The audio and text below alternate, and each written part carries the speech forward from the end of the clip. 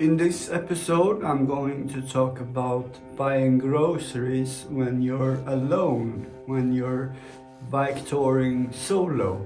That's much harder if you're two people. That's easy. One can watch the things and one can go into the store. One thing that is important, what I think of, is the place where you go and buy.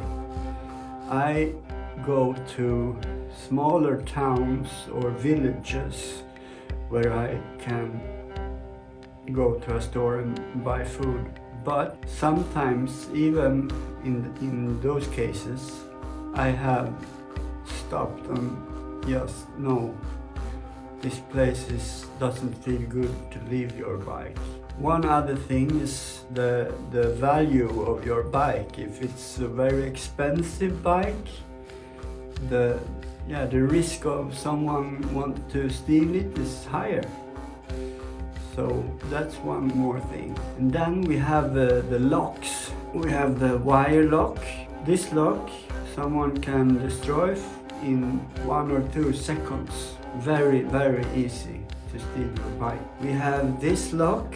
It's very good in getting around things and stuff, and you don't need a key because you have this code lock. But many have been talking about there's a problem with this code lock. It's suddenly you can't get it open with your code because something happened in here. The code is changed by itself when it's in the bag like this for a long time. The code changes itself and you can't open it with the code you have. And also, this lock is also 1 or 2 seconds to break. Then we have the D-lock. The D-lock is the safest, I would say. But you can open this one with an angle grinder and saw through this and open it in 30 seconds. Yeah, 30 seconds you can open this up. But it's gonna make a hell of a sound. So if you're in the food store and you hear this,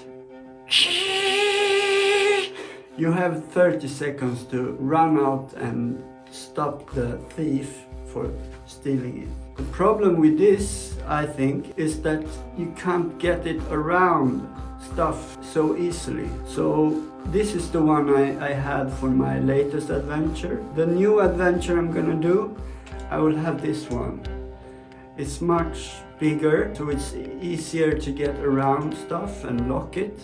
But it weighs more, yes. But I feel it's worth it. I wanna be as secure I can be. You know, you could take 2 locks together with this one to be really secure with your bike, but that will be too heavy. When I lock my bike with this lock, I take all my bags off it. I just leaving the frame bag and the handlebar bag still on the bike, because in those bags I have just food, so it doesn't matter if they steal those things in those bags. But the panniers in the rear and the panniers in the front, and if you have a trunk, all those bags, I take a wagon from the store, the food store, and I put all those bags in the wagon, and it's often the whole wagon is full of bags and there's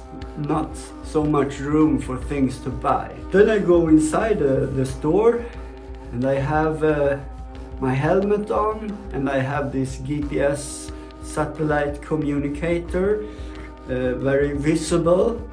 So the ones that is working in the store, they see that I'm doing something special. I've done this in many places in the country, and no one from the store has said anything about it.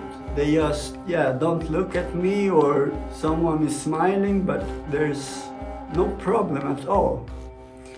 And then I go with that wagon full of my bags and buy stuff in the store. And that's my way of doing this. I have never heard about anyone else doing it, but maybe someone have. Please tell me. And I'm curious about, have you done this way of shopping like I, but in different countries? Please tell me, how was that? Was it any problems? If you like this video, you should subscribe to my channel, because you could see all my adventures and future adventure. You're watching Bike Touring Nature, and my name is Olle.